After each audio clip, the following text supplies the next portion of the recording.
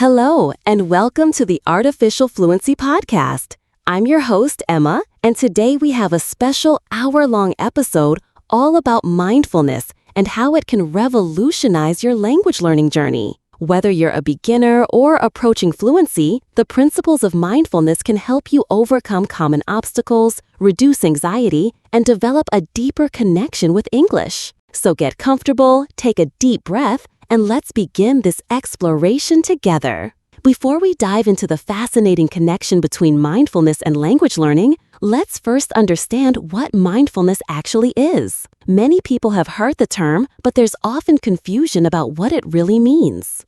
At its core, mindfulness is the practice of paying attention to the present moment with openness, curiosity, and without judgment. It's about being fully aware of where we are, what we're doing, and not being overly reactive to what's happening around us. Jon Kabat-Zinn, one of the pioneers who brought mindfulness to mainstream Western culture, defines it as paying attention in a particular way, on purpose, in the present moment, and non-judgmentally. This simple but profound practice has roots in ancient meditation traditions, but has been adapted for modern life and backed by extensive scientific research. So why are we talking about mindfulness on a language learning podcast? The connection might not seem obvious at first, but as we'll explore today, bringing mindfulness into your language practice can transform not just how you learn, but also how you experience the entire process. Let's start with some vocabulary related to mindfulness that you'll find useful both for today's episode and for discussing this topic in English. I'll explain each term and use it in a sentence. First, awareness. This means noticing what's happening inside and around you. Practicing language with awareness means noticing when you make errors without becoming discouraged. Present moment refers to what's happening right now, not in the past or future. When speaking English, try to stay in the present moment rather than worrying about what to say next. Non-judgmental means observing without labeling things as good or bad. Taking a non-judgmental approach to your accent helps reduce speaking anxiety. Attention is the focus of your conscious mind. Directing your attention to how native speakers use phrasal verbs can improve your understanding. Acceptance means acknowledging reality without resistance. Acceptance of the challenges in learning English is the first step toward overcoming them. Compassion is showing kindness toward suffering, including your own. Self-compassion is essential when you make mistakes in your language journey.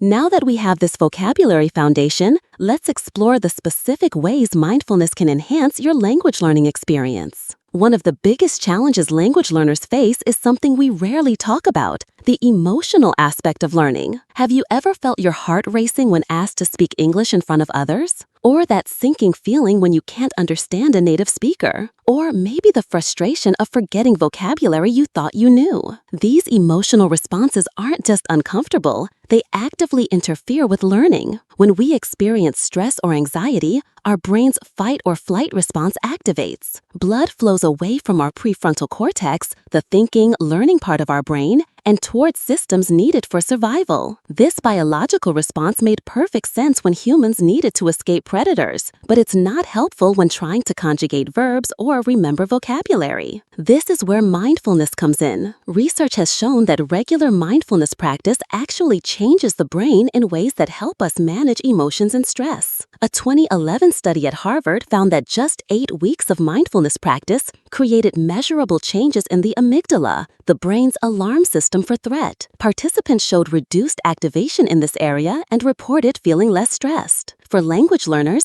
this means that mindfulness can help create the optimal emotional state for learning. When you're calm and centered, your prefrontal cortex remains engaged, allowing you to think clearly, recall information more easily, and process new language more effectively. Now, let's get practical. How can you actually incorporate mindfulness into your language learning routine? I'll share 5 powerful techniques that you can start using today. The first technique is mindful listening. This practice transforms how you engage with English audio material, whether it's podcasts like this one, songs, films, or conversations. Here's how to practice mindful listening. Choose a short audio clip, perhaps 2-3 minutes long. Before pressing play, take 3 deep breaths to center yourself. As you listen, give the audio your complete attention. Notice when your mind wanders and gently bring it back to the sounds. Don't worry about understanding everything. Just observe the sounds, rhythms, and patterns of the language. What makes this different from regular listening practice is the quality of attention. Rather than straining to understand every word or becoming frustrated when you don't, you're training your brain to stay present with the language, noticing details you might otherwise miss. Many students report that after practicing mindful listening regularly, they begin to naturally pick up on subtleties of pronunciation and intonation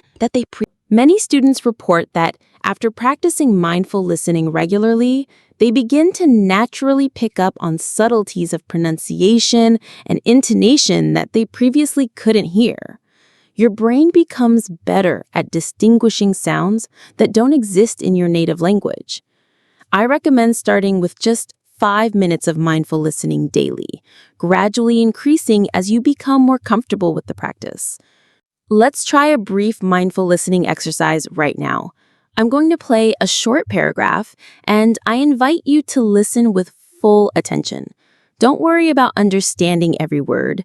Just notice the sounds, rhythm, and your own experience of listening. The art of mindfulness transforms ordinary experiences into extraordinary ones.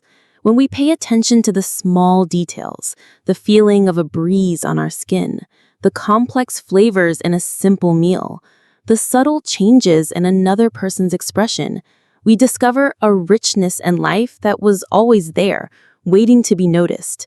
The same principle applies to language.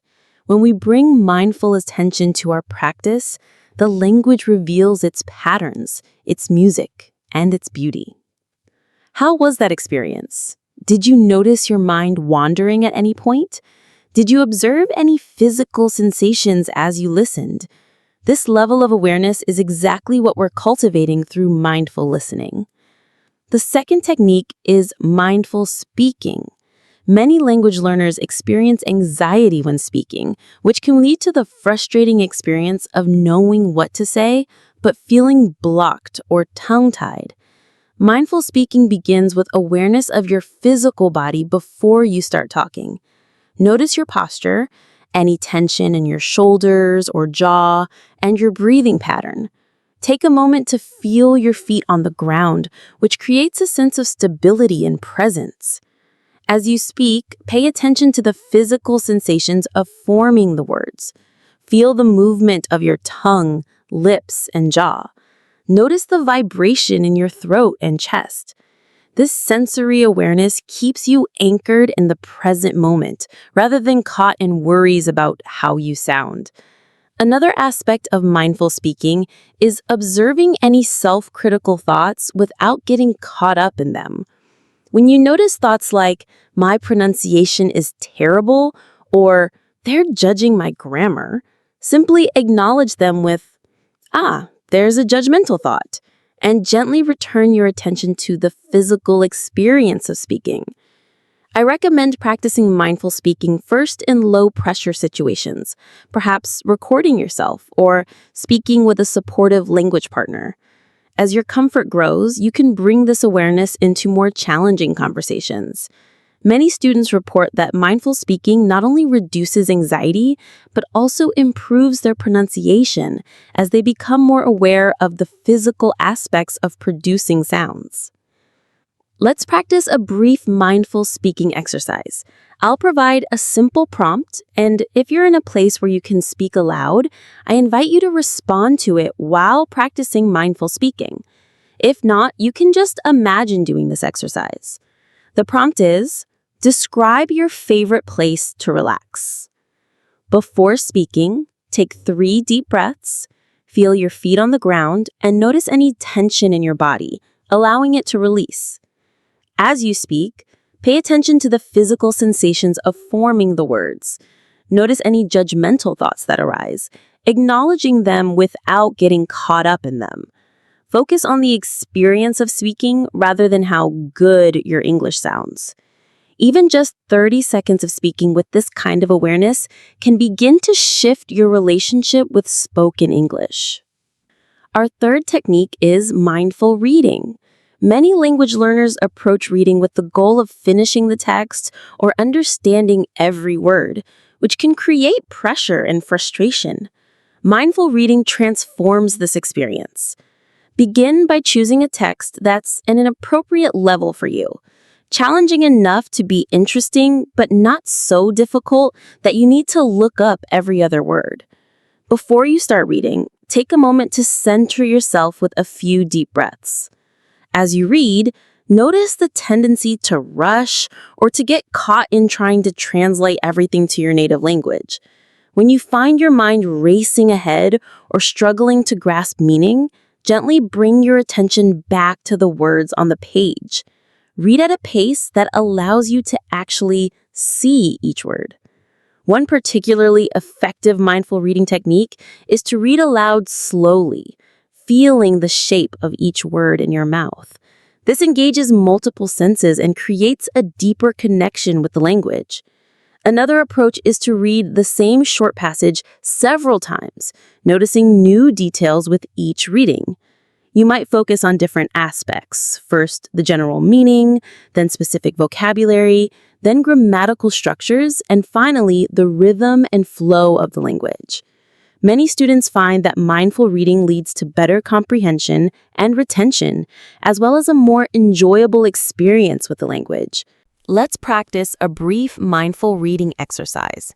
I'll share a short paragraph, and I invite you to read it slowly and mindfully, perhaps even aloud if you're in a place where you can do so. Learning a language is not just about mastering vocabulary and grammar.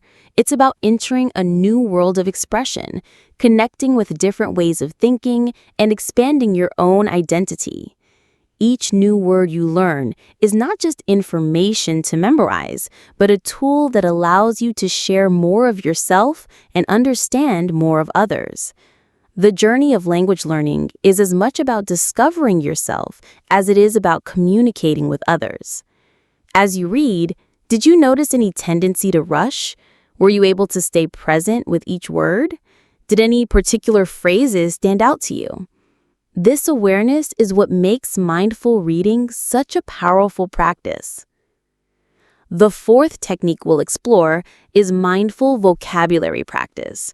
Traditional vocabulary methods often focus on quantity, how many words you can memorize. Mindful vocabulary practice emphasizes quality of attention and creating meaningful connections with fewer words. Instead of trying to memorize long lists, choose 5 to 7 new words that are relevant to your life and interests. For each word, take time to explore it fully. Say it aloud, feeling the shape of it in your mouth. Write it down slowly, noticing the movement of your hand.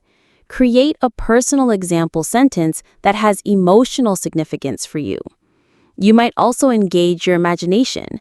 Visualize a scene that represents the word, create a mental story featuring the word, or connect it with a physical gesture. These multi-sensory associations create stronger neural pathways for remembering the word. Another mindful approach is to notice related words and how they connect to concepts you already know. How does this new vocabulary fit into your existing knowledge network? This creates what learning scientists call elaborative encoding, which significantly improves retention. Many learners report that by studying fewer words with greater attention, they actually remember more and can use the vocabulary more naturally in conversation. Let's try a brief mindful vocabulary exercise with the word serene, S-E-R-E-N-E. which means calm, peaceful, and untroubled. First, say the word aloud slowly, serene. Notice how your mouth forms the sounds. Now, close your eyes if it's comfortable and create a mental image that represents serenity for you. It might be a quiet lake at sunrise, a peaceful garden, or any setting that embodies calmness for you. Next, connect the word to a personal experience. When have you felt serene? What were the physical sensations, emotions, and circumstances of that experience?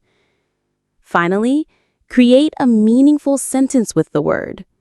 After practicing mindfulness for 10 minutes, I felt completely serene and ready to practice my English.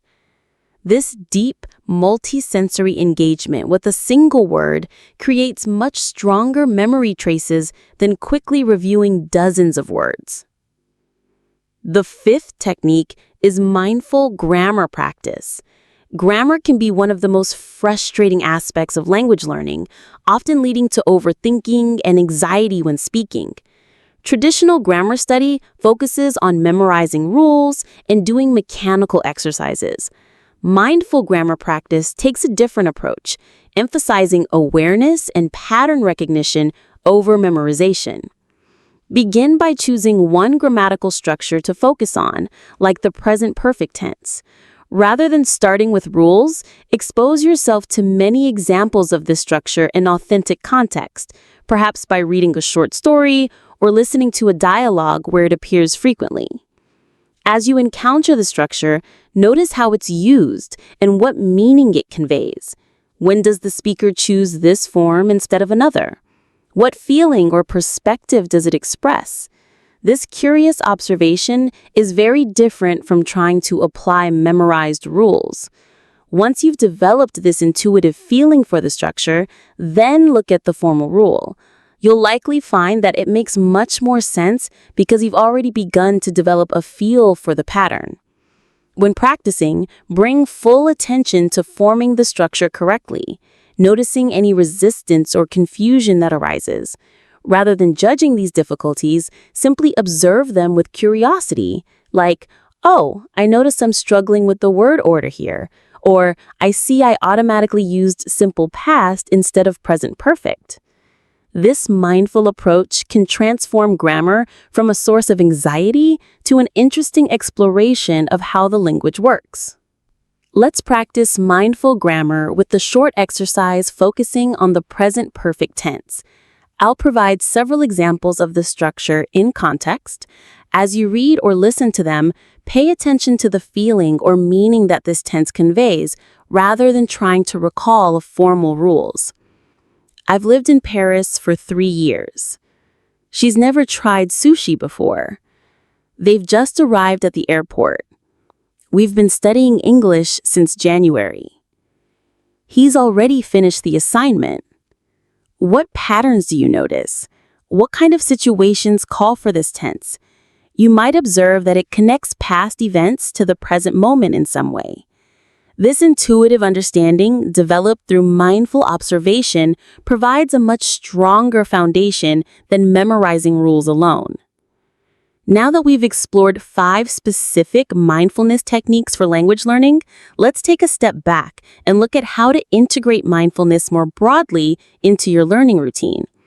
One powerful approach is to begin each study session with a brief mindfulness practice. Just 2 to 3 minutes of focused breathing creates a transition from your busy day to your learning time, helping your brain shift into a more receptive state. Here's a simple routine you might try. Sit comfortably and bring your attention to your breathing for about 10 breaths.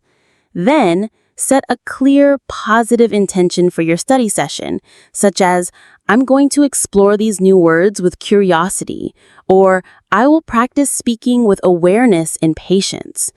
This creates a purposeful, centered approach to your practice. Throughout your study time, build in short, mindful pauses. After completing an exercise or reading a passage, take 30 seconds to breathe and check in with yourself. Notice if you're becoming tense, frustrated, or distracted, and gently reset your attention before continuing. End your session with a brief reflection, acknowledging what you accomplished without judgment. This mindful bookending of your study time establishes a healthy relationship with the learning process. Let's practice a brief mindfulness exercise that you can use before studying. I'll guide you through it, and if you're in a place where you can close your eyes and participate, I invite you to do so. If not, just listen to the instructions and try it later. Begin by sitting comfortably, feet flat on the floor if possible. Allow your spine to be upright but not rigid. Take 3 deep breaths, exhaling fully each time. Now, allow your breathing to find its natural rhythm and bring your attention to the physical sensation of the breath entering and leaving your body. You might notice the feeling of air at your nostrils, the rising and falling of your chest, or the expansion and contraction of your abdomen. When you notice your mind wandering to thoughts, plans, or worries, gently bring your attention back to the breath. There's no need to criticize yourself when your mind wanders. This is what minds naturally do.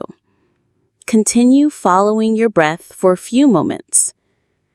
Now, set an intention for your English practice today. It might be to approach challenges with patience, to notice new aspects of the language, or simply to be present with the learning process. Slowly bring your awareness back to the room, perhaps wiggling your fingers and toes, and when you're ready, open your eyes if they were closed. This simple practice, taking just 2 to 3 minutes, can significantly change the quality of your study time. Now that we've explored 5 specific mindfulness techniques for language learning, let's take a step back and look at how to integrate mindfulness more broadly into your learning routine. One powerful approach is to begin each study session with a brief mindfulness practice. Just 2 to 3 minutes of focused breathing creates a transition from your busy day to your learning time, helping your brain shift into a more receptive state. Here's a simple routine you might try. Sit comfortably and bring your attention to your breathing for about 10 breaths. Then set a clear, positive intention for your study session, such as, I'm going to explore these new words with curiosity, or I will practice speaking with awareness and patience. This creates a purposeful, centered approach to your practice. Throughout your study time, build in short, mindful pauses. After completing an exercise or reading a passage, take 30 seconds to breathe and check in with yourself. Notice if you're becoming tense, frustrated, or distracted, and gently reset your attention before continuing. In the first half of our episode, we've covered the foundations of mindfulness for language learning and explored 5 specific techniques. Now, let's dive deeper into some of the challenges language learners face and how mindfulness can help address them. One of the most common obstacles is the inner critic, that judgmental voice in your head that comments on your performance, compares you to others, and often focuses on what you're doing wrong rather than right. Have you noticed this voice when you speak English? What kinds of things does it say? The inner critic typically makes statements like, "My accent sounds ridiculous. I should be more fluent by now. Everyone else in the class is better than me. I keep making the same mistakes over and over. Native speakers must think I'm unintelligent when I speak." These thoughts aren't just unpleasant, they actively interfere with learning by creating anxiety and self-consciousness that make it harder to take risks and practice freely. Mindfulness offers a powerful approach to working with the inner critic. The first step is simply becoming aware of these thoughts as they arise. With practice, you can learn to recognize critical thoughts as just thoughts, not facts or reality.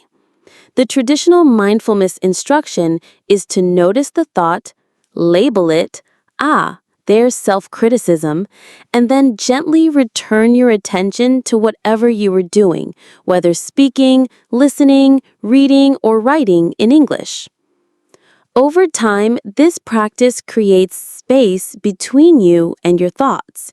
Rather than being completely identified with the inner critic, you develop the ability to observe it with some distance. You might even bring some curiosity or compassion to these thoughts. That's interesting. My mind is being really hard on me right now. I wonder what's behind that. Let's practice working with the inner critic through a brief exercise. Think of a recent situation where you felt self-critical about your English. Perhaps you made a mistake while speaking, couldn't understand something, or compared yourself negatively to others. First, notice the specific thoughts that arose in that situation. What exactly did your inner critic say? Now see if you can identify the emotions that accompanied these thoughts. Did you feel embarrassment, shame, frustration, or something else?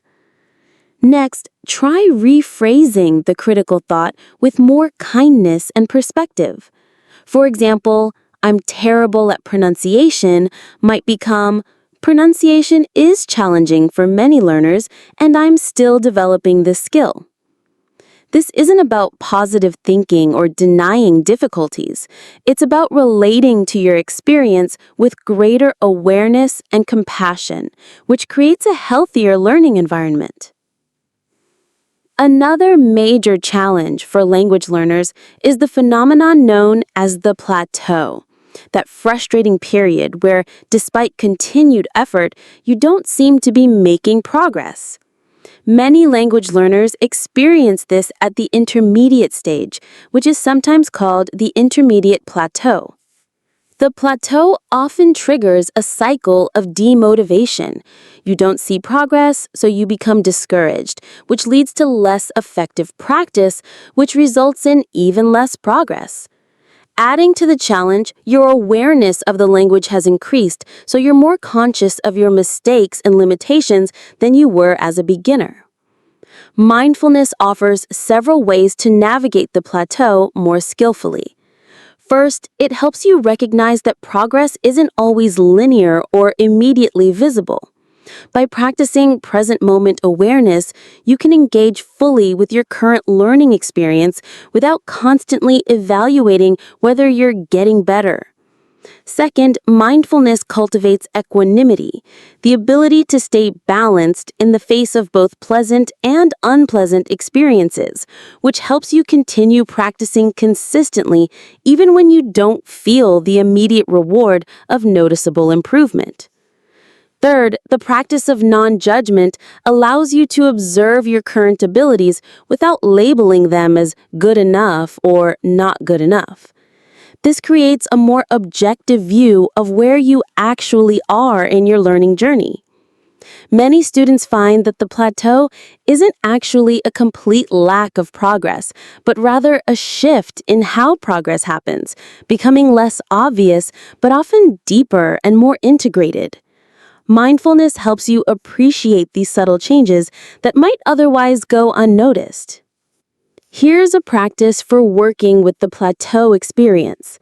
Take a sheet of paper and draw a line down the middle. On the left side, list the aspects of English that feel challenging or stagnant right now. On the right side, note any small signs of progress or growth you've experienced in the past month, no matter how subtle. These might include understanding a few more words in a film without subtitles, feeling slightly more comfortable with a particular grammar structure, noticing patterns in the language that you didn't before, having slightly longer conversations before feeling tired, learning a few new expressions that you've successfully used. The key is to train your awareness to notice these small shifts, which are often obscured when we focus only on dramatic improvements. This balanced perspective keeps motivation alive during plateau periods. A third challenge many language learners face is something we might call compartmentalization, the tendency to separate language learning from the rest of life, treating it as just another subject to study rather than a living skill to integrate into your identity. This compartmentalization often leads to a disconnect between classroom learning and real-world use. You might perform well on exercises or tests, but freeze up in authentic conversations. Or you might find yourself translating in your head rather than thinking directly in English.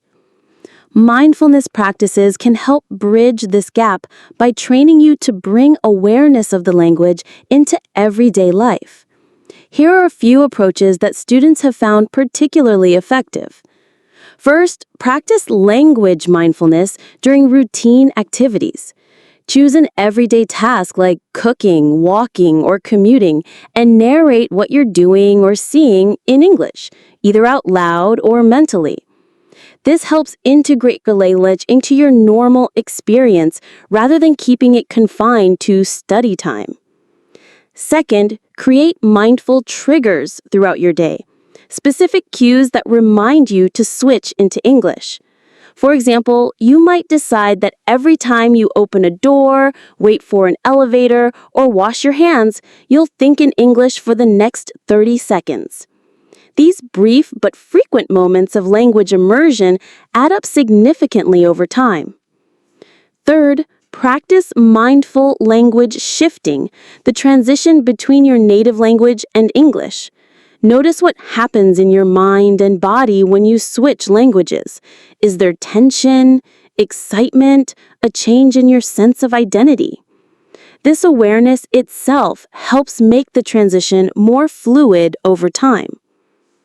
Let's practice integrating language into everyday life with a simple exercise. Choose an object you can see right now in your environment. It could be anything: a cup, a book, your phone, a plant. Now, for the next 30 seconds, observe this object carefully and describe it mentally in English. Notice its physical characteristics, its purpose, its history, your relationship with it, anything that comes to mind. This kind of practice, repeated throughout your day with different objects and experiences, gradually trains your brain to process everyday life directly in English rather than always filtering through your native language. So far, we've explored how mindfulness can enhance various aspects of language learning and help overcome common challenges. Now let's look at how to develop a consistent mindfulness practice that supports your language goals. Many people are enthusiastic about mindfulness initially, but struggle to maintain a regular practice. The key is to start small and integrate mindfulness into your existing routines rather than trying to add another major commitment to your busy life. Begin with just 3 to 5 minutes of mindfulness daily, perhaps first thing in the morning or right before your language practice. There are many excellent apps that offer guided mindfulness exercises, or you can simply set a timer and focus on your breathing. Once you've established this basic practice, look for opportunities to bring mindful awareness into your language activities. Remember the techniques we discussed earlier: mindful listening, speaking, reading, vocabulary practice, and grammar study. You don't need to use all of these approaches at once. Maybe choose one to focus on each week. Another effective strategy is to join or create a mindful language learning group. Meeting regularly with others who share your interest in this approach provides accountability, encouragement, and the opportunity to practice mindful speaking in a supportive environment. Remember that mindfulness itself is a skill that develops gradually with practice. You might not notice dramatic benefits immediately, but with consistent attention, you'll likely observe subtle shifts in your relationship with language learning. Less anxiety, more enjoyment, deeper engagement, and eventually, more natural fluency. As we begin to wrap up our exploration of mindfulness for language learning, I'd like to share a simple daily practice plan that integrates the approaches we've discussed. Morning. Begin with 3 to 5 minutes of mindful breathing to center yourself for the day. Throughout the day, use mindful triggers to briefly think or speak in English during routine activities. Language study time. Start with 2 minutes of mindful breathing and setting an intention. Choose one aspect of language to practice mindfully, perhaps vocabulary one day, listening another. And with a brief reflection on what you noticed during practice. Evening. Take 5 minutes to journal in English about your day, bringing mindful awareness to the writing process. Weekly, join a language exchange or conversation group where you can practice mindful speaking with others. This integrated approach weaves mindfulness and language learning throughout your day, rather than treating them as separate activities. Before we conclude, I'd like to address some common questions and misconceptions about mindfulness for language learning. Do I need to meditate for hours to see benefits? Absolutely not. Research shows that even short, regular practices can create significant changes in the brain. Start with just a few minutes daily and build gradually if you wish. Is mindfulness religious or spiritual? While mindfulness has roots in contemplative traditions, the practices we've discussed are secular and supported by scientific research. People of any faith or no faith can benefit from mindfulness techniques. I'm too busy to add another practice to my routine. Rather than viewing mindfulness as another task on your to-do list, think of it as a quality of attention you bring to activities you're already doing. Even bringing mindful awareness to 3 breaths several times a day can begin to shift your experience. My mind is too active to meditate. Having an active mind is completely normal and doesn't mean you're bad at mindfulness. The practice isn't about stopping thoughts, but rather noticing them without getting caught up in them. Every time you notice your mind has wandered and bring it back to the present moment, that's the practice working, not failing. Will mindfulness make me too relaxed to push myself in learning? Mindfulness isn't about passive relaxation, but rather about engaged, aware presence. Many people find they actually study more effectively and push themselves in healthier ways when practicing mindfulness, because they're more aware of both their capabilities and limitations. As we come to the end of today's episode, I'd like to leave you with a reflection on the deeper purpose of language learning. Beyond the practical benefits of being able to communicate in English, learning a new language offers a profound opportunity for personal growth and expanded consciousness. When you learn a new language, you're not just acquiring a skill, you're developing a new lens through which to see the world. Each language encodes particular ways of thinking, feeling, and relating that shape the experience of its speakers. By entering into English, you gain access to these new perspectives. Mindfulness enhances this journey by helping you fully experience the language rather than just study it. When you bring aware presence to your practice, you notice subtleties of meaning, emotional resonances, and cultural contexts that might otherwise pass you by. Perhaps most importantly, both mindfulness and language learning invite you to step outside your habitual patterns, to become aware of how you normally perceive and interact with the world, and to explore new possibilities. Both practices involve a willingness to be a beginner, to make mistakes, to feel uncomfortable, and to gradually develop new capacities through patient attention. In this sense, mindful language learning isn't just about becoming fluent in English, it's about becoming more fully human, more aware, more connected to yourself and others. And that, I believe, is the greatest gift that both mindfulness and languages have to offer. Thank you for joining me for this special hour-long exploration of mindfulness for language learning. I hope you've discovered approaches that resonate with you and that you'll experiment with in your own practice. Next week, we'll return to our regular 30-minute format with an episode about English idioms related to nature, expressions like the early bird catches the worm and barking up the wrong tree.